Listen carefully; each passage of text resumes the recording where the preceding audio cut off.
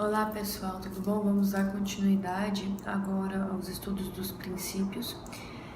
Nessa aula nós iremos ver o inciso 3 do artigo 150, que ele fala sobre o princípio da retroatividade e o princípio da anterioridade, que, como vimos, ele é dividido em anterioridade anual e nonagesmal.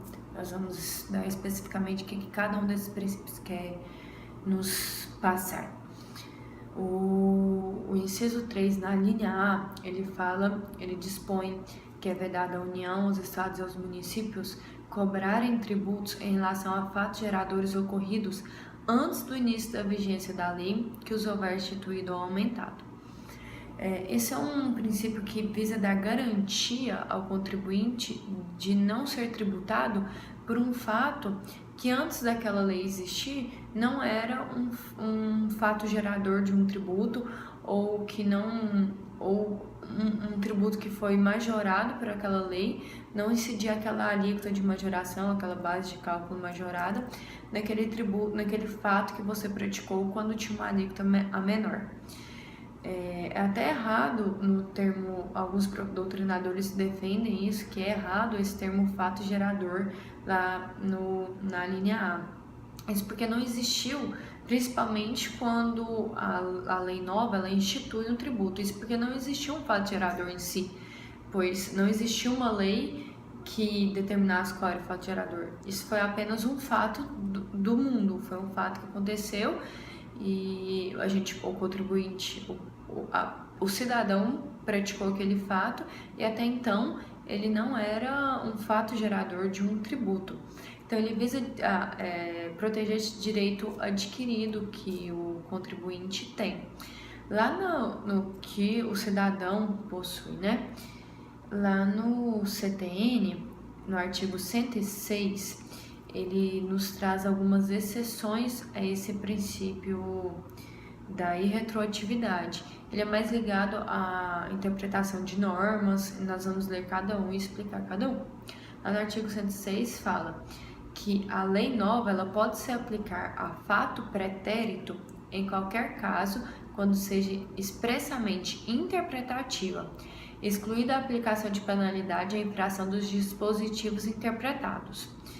Então, quando ela for meramente interpretativa de alguma situação, de alguma norma anterior, ela pode ser aplicada. Se ela trouxer alguma penalidade, se aquela interpretação trouxer alguma penalidade ao contribuinte, ela não vai poder retroagir, ela vai respeitar o princípio da irretroatividade. Lá no inciso 2 fala, tratando-se de ato não definitivamente julgado, quando deixa de defini-lo como infração, quando deixa de tratá-lo como contrário a qualquer exigência de ação ou omissão, desde que não tenha sido fraudulento e não tenha implicado em faltas de pagamento de tributo, e quando lhe comine penalidade menos severa que é prevista na lei vigente ao tempo da sua prática. Então, quando a lei nova, o contribuinte ele praticou certo fato e essa lei nova ela deixa de defini-lo como infração, ela vai retroagir desde que esse ato do contribuinte ele não tenha sido fraudulento ou visasse esconder, ocultar a prática de um fato gerador para que ele não pagasse para que ele não recolhesse o tributo aos cofres públicos, ou quando a penalidade do tributo ela for menos severa. Então, tem uma questão que sempre cai em prova, o questionado, o professor ou a pessoa que elaborou uma prova de concurso, ele coloca lá que no ano de 2012, Fábio auferiu renda e aplica, vamos colocar qualquer fato gerador, vamos colocar o auferiu renda, e naquela época a alíquota seria de 10%, por exemplo. Em 2013, quando ele foi e ele não recolheu aos cofres públicos essa renda que ele auferiu. Em 2014 ou 2013 foi mudada a legislação e ele diminuiu a alíquota e a penalidade da multa. o que as questões vêm cobrando? Se essa lei ela vai incidir no fato dessa pessoa que oferiu a renda em 2012. Ela vai incidir apenas na redução da penalidade. Quanto à alíquota, ela vai ser a mesma que a época da prática do fato gerador. Isso a gente vai estudar mais na frente, quando a gente começar a estudar obrigações tributárias, créditos tributários. Bom, gente, o inciso 3, ele também traz pra gente a letra B e a letra C, que fala sobre o princípio da anterioridade.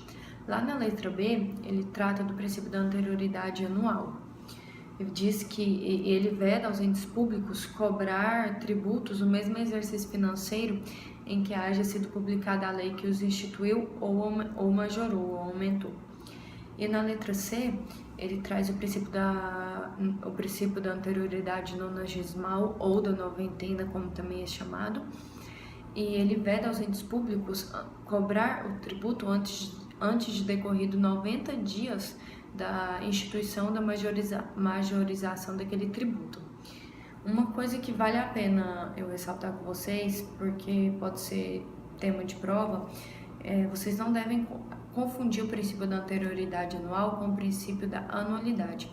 Esse princípio da anualidade ele existia na Constituição Federal, na Constituição antes da Constituição de 88, e ele vedava aos entes públicos instituir ou majorar tributos que não havia previsão nas normas orçamentárias. Então, para aquele ente público cobrar certo tributo, ela deveria ter aquela previsão nas normas orçamentárias. Vocês não devem confundir esse princípio com o princípio da anterioridade anual, que ele veda o ente público cobrar o tributo no ano que a lei que majorou ou instituiu o tributo foi publicada. O princípio da anterioridade anual, assim como todos os outros princípios, nós vamos continuar vendo, ele tem suas exceções. Estão lá na Constituição Federal e eu vou listá-las agora para vocês, vale a pena vocês darem uma notada. Vamos lá então. As exceções ao princípio da anterioridade anual são o IPI, o IPI, o IOF, o Imposto de Importação, o Imposto de Exportação, a Contribuição à Seguridade Social, os empréstimos compulsórios de calamidade pública, guerra externa ou sua iminência e o Imposto Extraordinário de Guerra, restabelecimento das alíquotas do ICMS monofásico sobre combustíveis e lubrificantes e restabelecimento das alíquotas da CID combustível.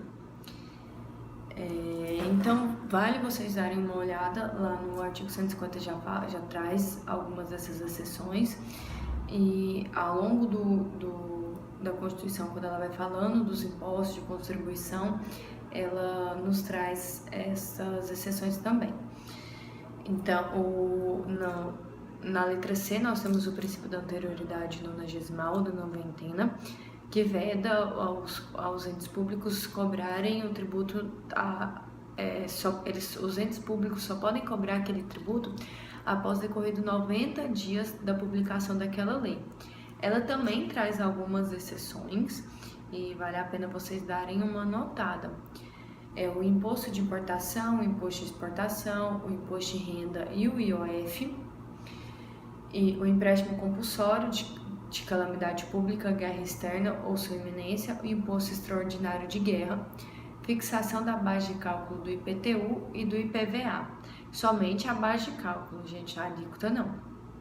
E vocês viram que no princípio da anterioridade anual eu falei que o IPI é exceção. E aqui no princípio da anterioridade nonagesmal, o imposto de renda é exceção.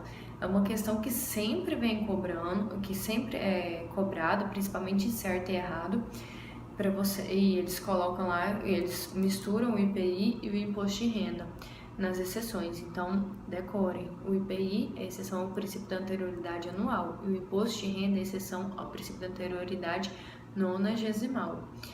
Enquanto ao IPTU e o IPVA, é apenas a base de cálculo que é exceção ao princípio da anterioridade da noventena, não a alíquota. É uma questão que também sempre tem alta incidência em provas. Vamos lá para esclarecer esses dois princípios, já que o princípio da anterioridade ele é dividido em dois. o que, as doutrinas pregam e o que é já consolidado em jurisprudência. Esse princípio da anterioridade, o anual e o nonagesimal, eles são cumulativos. Ambos devem ser observados, salvo exceções. Então, se uma lei ela foi instituída em novembro, se uma lei institui um tributo em novembro, ele não vai poder ser cobrado logo no primeiro dia do exercício financeiro seguinte, que seria o 1º de janeiro. Ele tem que respeitar os 90 dias também, além do princípio da anterioridade anual. Então, ele poderia ser cobrado após 90 dias, seria lá para fevereiro. Tem que fazer os cálculos e olhar o dia para nós sabermos a data certinha.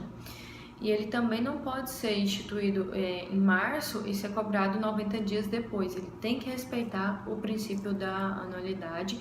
Então, ele vai olhar os 90 dias e vai poder ser cobrado só apenas o 1º dia do exercício financeiro seguinte, porque ele tem que respeitar cumulativamente os 2 princípios da anterioridade. É isso, gente. Eu espero que eu tenha esclarecido alguma dúvida que vocês tinham sobre esses 3 princípios. Vale a pena dar uma relida lá no Vadimeco, pega o artigo 150, lê todos os princípios. Ao longo dessas aulas que a gente for falando dos princípios, vocês vão pegando o artigo 150 e lendo, até entrar na sua cabeça todos os conceitos dos princípios que estão lá, além dos outros princípios que estão espalhados na Constituição, que nós vamos ver mais na frente. É isso aí, gente. Espero vocês na próxima aula. Um beijo.